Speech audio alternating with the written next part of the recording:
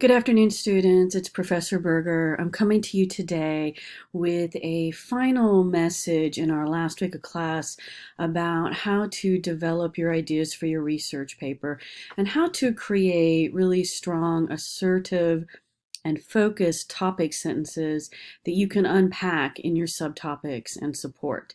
So I've created a PowerPoint to break down this discussion and topic, and it is in the module available for you to review on your own. And I'm also going to scroll through the PowerPoint as I discuss each slide. So let's go ahead and get started. First, right, developing your argument. That's really your focus for the research paper is your argument. So first and foremost, your opinion is your argument, right? What have you learned about leadership and justice, the role that leadership and advocacy play in bringing about justice, the importance of advocacy and leadership in bringing about justice? What have you learned this semester about these topics and the relationship between them? You have to come up with some kind of opinion, takeaway, which is your argument for your research paper, okay? So this is, again, drafting well-rounded, balanced, and fully developed points or subtopics that utilize effective examples, that really are effectively supported through your examples from the research articles and a few from the primary text. I want you to think for a moment about what a research paper is. We sometimes refer to this as an argumentative multiple source synthesis or a multiple source argumentative synthesis. You'll sometimes hear college professors refer to research papers as those argumentative syntheses. And what we're really saying here is, hey, a research paper is like an academic conversation between you, your sources, your research, primary and secondary, okay? It's really like a conversation, an academic conversation between you and your opinion and your argument and these primary and secondary sources, okay? So you're creating this synthesized, blended discussion around your argument. So think of it as a conversation that you create in your paper. You are bringing all of these ideas and your own into one coherent discussion. There's the synthesis, right? The multiple source means you're pulling examples from multiple secondary sources, your research. You're pulling some examples from the primary text, okay? Those are your multiple sources, all right? It's argumentative because your thesis is your argument that, again, needs to be clear, focused, arguable, and provide some kind of insight into the topic. So go a little deeper. It needs to be insightful. That's the revelatory part. So there's your multiple source, there's your argumentative. It's all blended into one coherent discussion. That's the synthesis part, okay? So multiple source, argumentative, synthesis. This is where the name comes from. And when you kind of understand that, it helps you have a better idea in your head around what you're doing. You are first and foremost, again, making an argument. Your paper is a descriptive analysis of your argument, your ideas related to this topic. You've got to take whatever opinion, whatever you believe you've learned around these topics, leadership, advocacy, as they relate to justice. That's your argument, and you've got to unpack it in your paper. There's your descriptive analysis, okay? Your examples, again, come from multiple sources, primary, secondary texts, and the synthesis, you're blending it all together into one coherent discussion. This kind of academic paper is also referred to as multiple source argumentative synthesis. Okay, so hopefully that helps a little bit in understanding what your purpose is. Remember, again, when it comes to the assignment purpose, remember this. The work we have been completing all semester and the skills we have been developing in doing so have all led us to this point, your research paper. Okay, so remember, you've been actually doing this all semester. You've had to have a thesis for every single formal assignment and paper. Even in the third essay, the analysis of a speech, while it might not have been necessarily argumentative, you had to have a thesis and a main idea. In the first two papers, you definitely had to have argumentative thesis statements. These are your opinions. These are your interpretations or readings that become your argument that you then unpack in the paper and support with examples. You've basically been doing this all semester, okay? So this is the same skills we've been practicing all semester is what I'm trying to tell you. Summarizing, analyzing, using examples to support your argument or your thesis. These are sort of like, think of them as old hat, okay? Not necessarily new concepts or new skills, but you're building on existing skills. You're building on existing knowledge, okay? You're expanding, all right? Writing a research paper is not just an essential academic skill. The research paper is sort of a foundational cornerstone assignment to most academic courses and classes. When you get, especially when you get into your sophomore, junior, or junior, senior year in college, if you go into the four-year institutions, academic research papers are very prevalent. So the reason why we really work up to this and focus on this skill is because it really is a core competency for being successful in writing college level papers, is knowing how to put together a college level research paper. So you don't necessarily have to be an expert in Antigone or an expert in any of the research, but you really want to focus on being an expert in your own argument, unpacking it and supporting it, the argumentative synthesis, because this is a core skill and competency, but it's also a life skill. At the heart of this class is effective communication. That is effectively communicating your arguments in writing and then supporting those arguments with really thoughtful examples, okay? And that's not just an academic skill. When you think about it, supporting arguments, having well thought out discussions that are supported, critical thinking, those are all life skills. We need to know how to read information presented to us, right? We need to learn how to read and process information that comes from the research you did in the previous unit. And really, you've been doing that in every unit this semester. Pull out what is useful, finding those relevant examples, and presenting arguments based on what we have read. So that's really core to this research project and this unit. But when you think about it, you've been reading with every unit, you've been processing that, you've been pulling out examples to support your ideas and your papers. So same skill, same core competency, except we're going to expand on it in a longer, more complex paper, the research paper, okay? Also, you want to keep in mind, in terms of your purpose for this assignment, you will write an entirely new and original analytical essay around 2,000 words or 7 to 8 full pages, not including the works cited page, that presents an argument supported by research concerning the relationship between leadership, justice, and advocacy. So at its core, this is your purpose right here, okay? And that's a big part of being successful in this paper, is understanding your purpose and keeping that focus throughout your paper. Now, I am not stuck on 2,000 words. I am really looking at the effectiveness of making your argument and supporting it.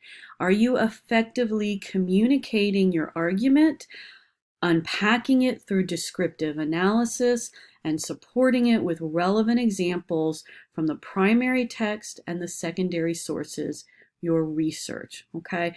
That's really at the heart of the rubric and assessing your research paper and your success in communicating your ideas. So I want you to pay attention to the guidelines and the parameters I've given you, But don't be stuck on, I've got 1999 words or 90 words.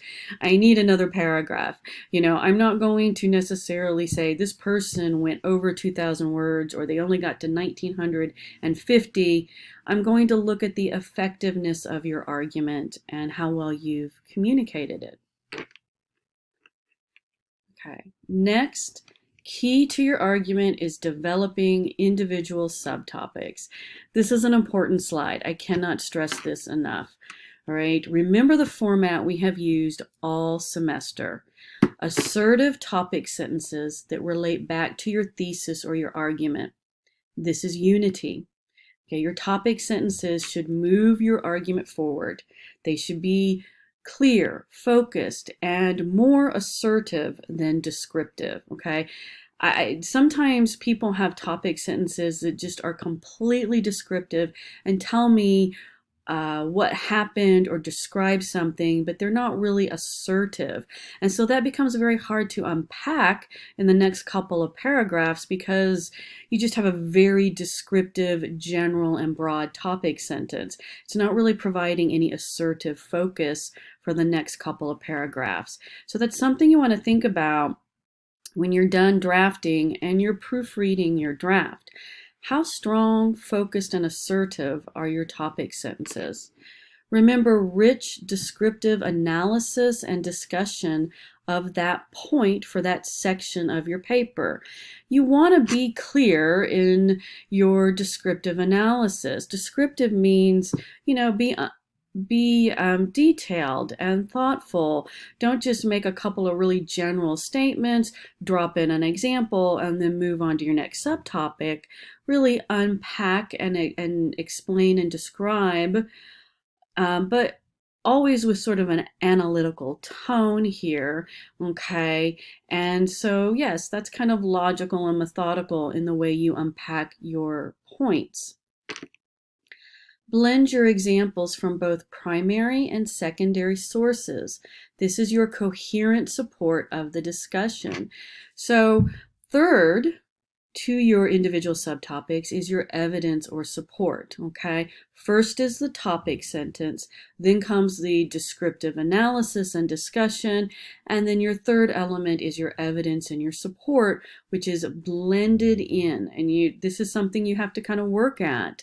Again, when you're done drafting and you've got all your ideas down on paper, are you introducing those examples? Are you using signal phrases to set up and introduce a quote?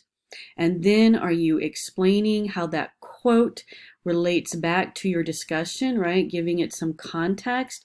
Don't just drop quotes in throughout your subtopic. Introduce them, right? Set them up and contextualize, right? Give me a couple of sentences that explains how this quote really is relevant, okay?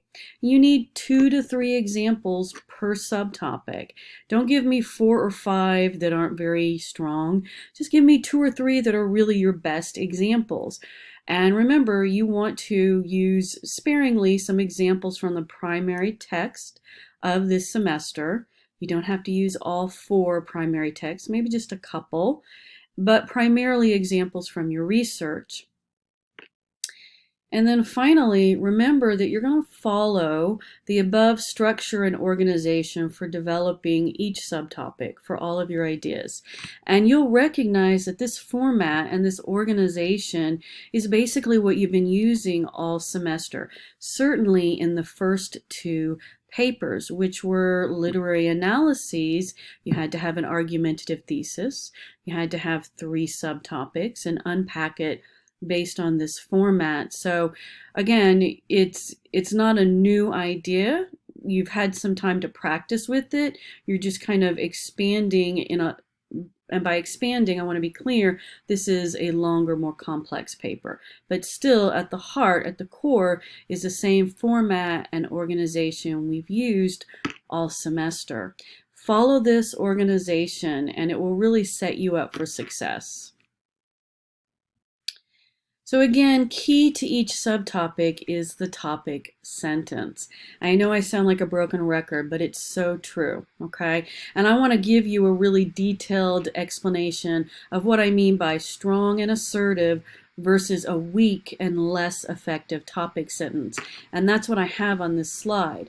A strong and assertive topic sentence is argumentative. It's kind of like a little mini me to your thesis. It refers back to the thesis statement. It moves your thesis forward.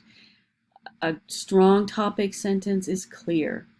It's focused. It makes an assertion. This is like an inference, an evaluation, or some kind of conclusion that you are trying to expand on and explain.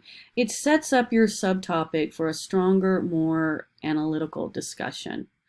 Okay. What is a weak or less effective topic sentence? All right. So general or broad or vague, any kind of topic sentence that is very general or very vague in the claim, right? It's just very broad, mostly descriptive, describes instead of asserting. This, is not a great start. It might be okay, but it's just not as effective. Okay, what else might be a weak or less effective topic sentence?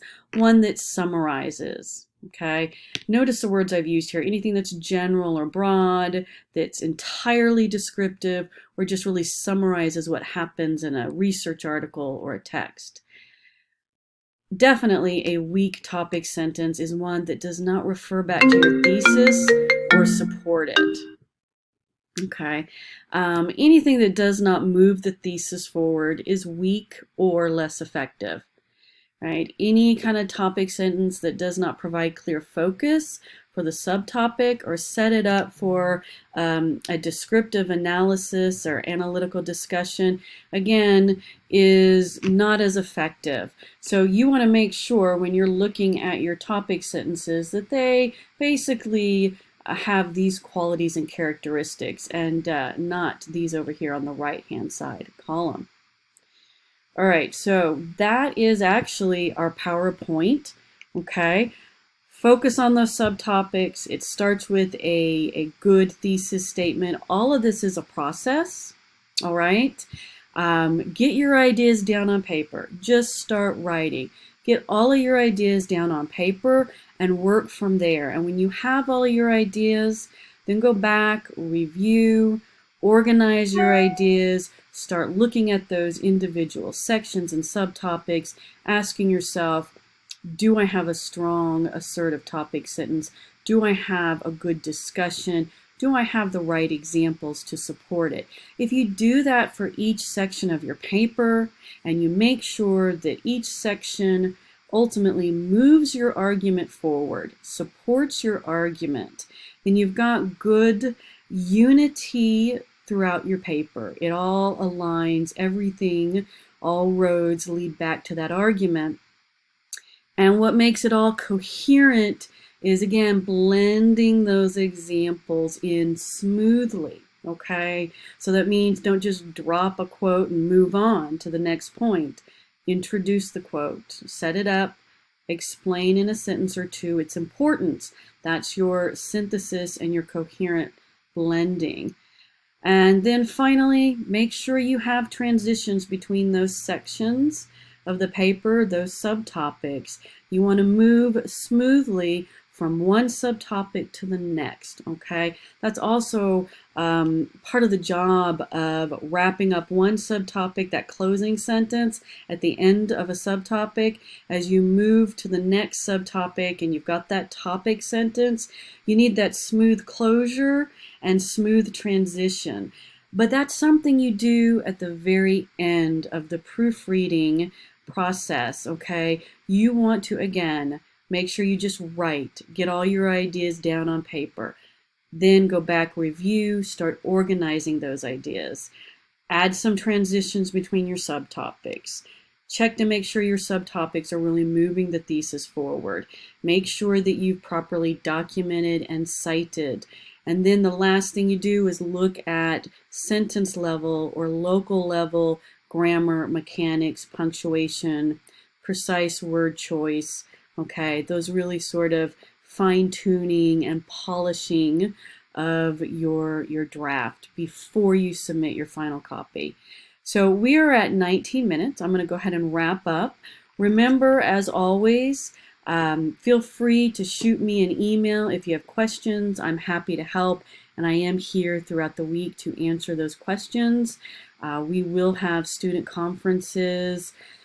Just send me an email, let me know.